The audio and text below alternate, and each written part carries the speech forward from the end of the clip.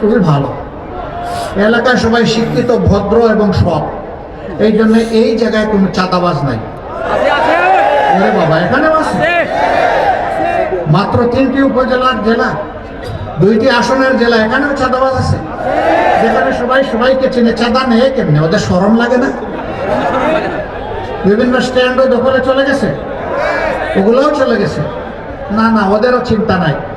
ইনশাল্লাহ দেশবাসী যদি আমাদেরকে তাদের সেবার দায়িত্ব দেয়, আমরা তাদেরকেও বুকে টেনে নেব, তাদেরকে প্রশিক্ষণ দিব, তাদের হাতেও আমরা মর্যাদার কাজ তুলে দেব ইনশাল্লাহ। তাদের চাঁদা উঠাতে হবে না, রাস্তায় অপমানিত হতে হবে না। অনেক সময় অতিষ্ঠ হয়ে অনেক ট্রাক ড্রাইভার চাঁদাবাজকে আসলে জীবনটাই একটা চাপ দিয়ে শেষ করে দেয়। ওই ঝুঁকিও নিতে হবে না। তারা আমাদের মতোই সমাজে সম্মানের সাথে বসবাস করবেন ইনশাআল্লাহ। তাদের জন্য ওই আগাম সুসংবাদ এবং দাওয়াত দিয়ে গেলাম।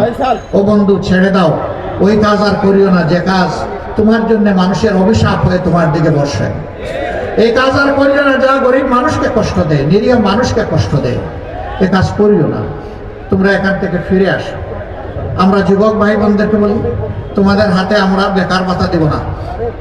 হ্যাঁ, কেউ যদি চাকরির জন্য অপেক্ষমান থাকে, আমরা নিজেরাই উদ্যোগ নিয়ে সরকারি খরচে, তোমার খরচে না, সরকারি খরচে তোমাকে দক্ষতা এবং যোগ্যতা সম্পন্ন একজন মানুষ হিসেবে গড়ে তোলার জন্য পর্যাপ্ত প্রশিক্ষণ দেওয়া।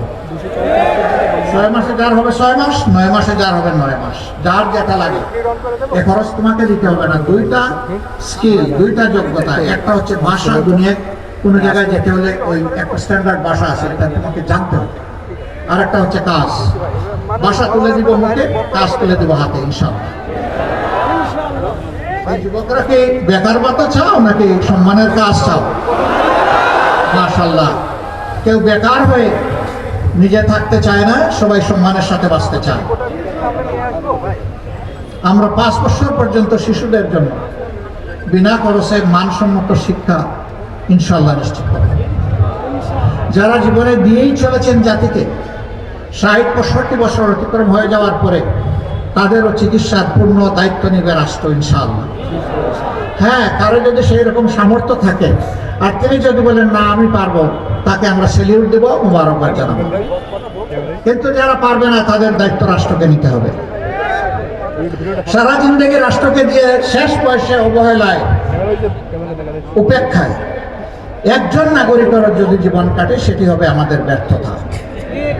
আমরা এগুলা নিশ্চিত করবো ইনশাআল্লাহ। আমরা আরো কথা দিয়ে যাচ্ছি, আমাদের যারা জনপ্রতিনিধি হবেন, তারা যেদিন এই দায়িত্ব নেবেন, এই দিন তাদের যে সম্পদ ছিল 5 বছরে, সেই সম্পদ আমরা বাড়তে দেব না।